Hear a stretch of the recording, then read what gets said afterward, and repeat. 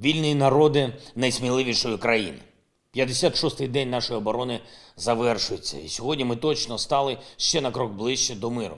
Був радий вітати сьогодні в Києві великого друга нашої держави та усіх українців, президента Європейської ради Шарля Мішеля. Кожен такий візит тільки підкреслює, якими безглуздими були плани Росії по захопленню нашої держави. 3 дні, 5 днів. Скільки окупанти там запланували на те, щоб взяти Україну під свій контроль? 56 днів.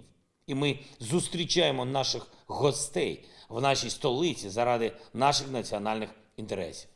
Провели з Шарлем Мішелем дуже ґрунтовні переговори з багатьох аспектів відносин України та Європейського Союзу. Головне – це, звичайно, захист нашої держави і підтримка стабільного функціонування усіх державних структур та усіх інституцій. Обговорили конкретні кроки з боку Європейського Союзу на допомогу нашій державі, зокрема оборонні, фінансові та санкційні. Друга велика тема переговорів – це наш рух у європейській інтеграції. Саме зараз той історичний момент, коли ми можемо розвинути максимальну швидкість у приєднанні до Євросоюзу.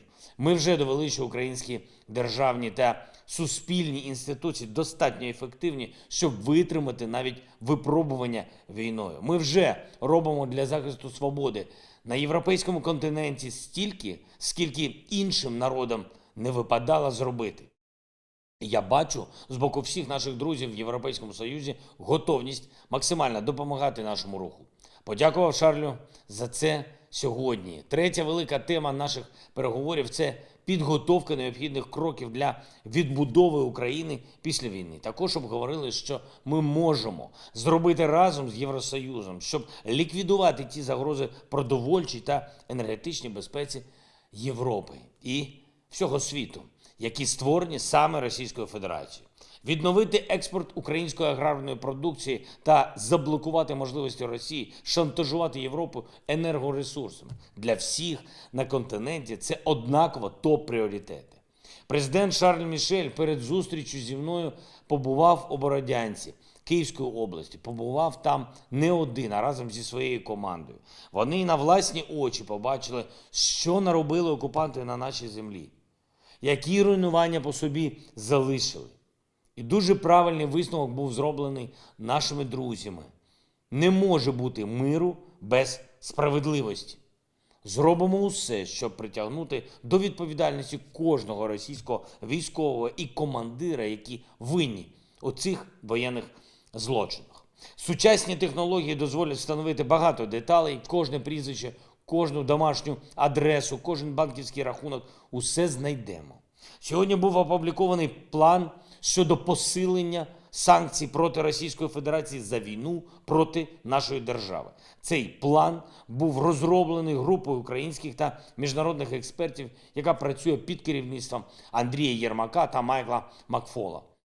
Коли будуть імплементовані всі ключові напрямки, зазначені в цьому плані, Росія втратить можливість фінансувати воєнну машину.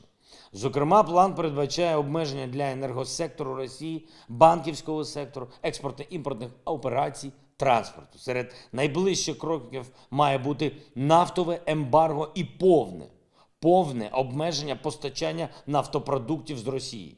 Працюємо також і над тим, щоб усі, і я це підкреслюю, усі державні посадовці Росії, які підтримують цю ганебну війну, отримали логічну санкційну відповідь від демократичного світу.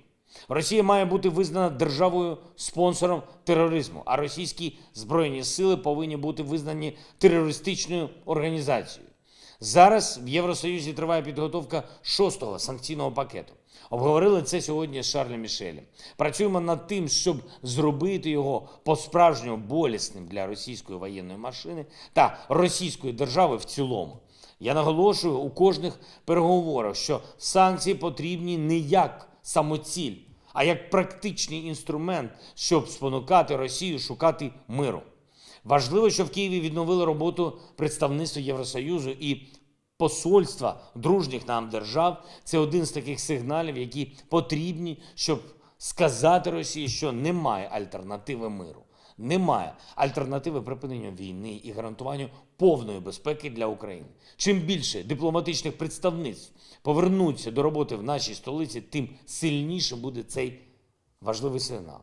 У різному форматі в Києві вже працюють 18 іноземних представництв. Зокрема, Італія, Іран, Казахстан, Латвія, Литва, Молдова, Польща, Святого Престолу, Словенії, Таджикистану, Туркменістану, Туреччини, Франції, Чехії, Естонії та інших. Продовжується повернення до нормального життя звільнених міст і громад України. Звільнено вже 934 населених пункти. Поліція відновила роботу у 435 населених пунктах. Місцеве самоврядування запрацювало у 431 громаді.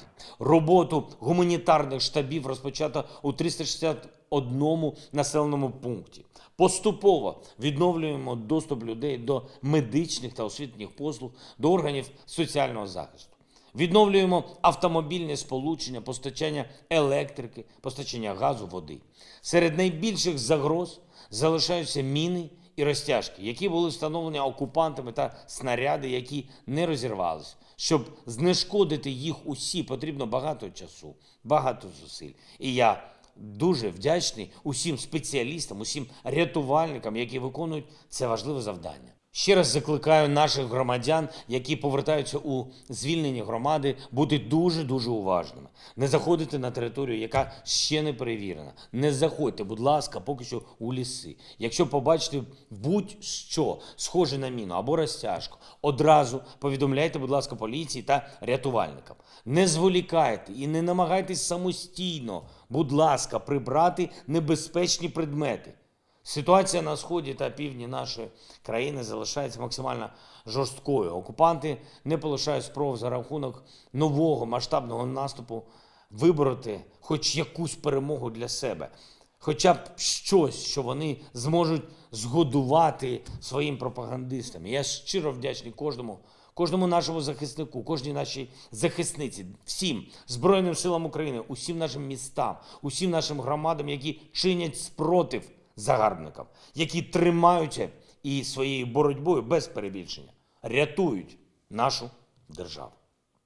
Маріуполь, Авдіївка, Мар'їнка, Красногорівка, Торецьк, Велика Новосілка, Золоте, Попасне, Ізюм, Харків, Гуляйполе, Миколаїв, Високопілля, Снігурівка та десятки інших міст, інших наших громад Сходу, громад півдня України у боротьбі, за які вирішується доля нашого народу, доля нашої свободи.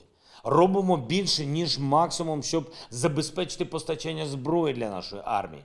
Щоденно всі наші дипломати, усі наші представники, я особисто по всім можливим каналам, офіційним і неофіційним, ми працюємо в режимі 24/7, щоб прискорити постачання допомоги. Я дуже радий сказати з обережним оптимізмом, що наші партнери стали краще розуміти наші потреби. Розуміти, що саме нам необхідно. І коли саме нам все це необхідно. Не через тижні, не місяці, а негайно. Саме зараз, коли Росія намагається активізувати свої атаки. Вже традиційно перед записом звернення я підписав указ про нагородження наших захисників. Державними нагородами відзначені 203 військовослужбовця Збройних сил України. З них 49 посмертно.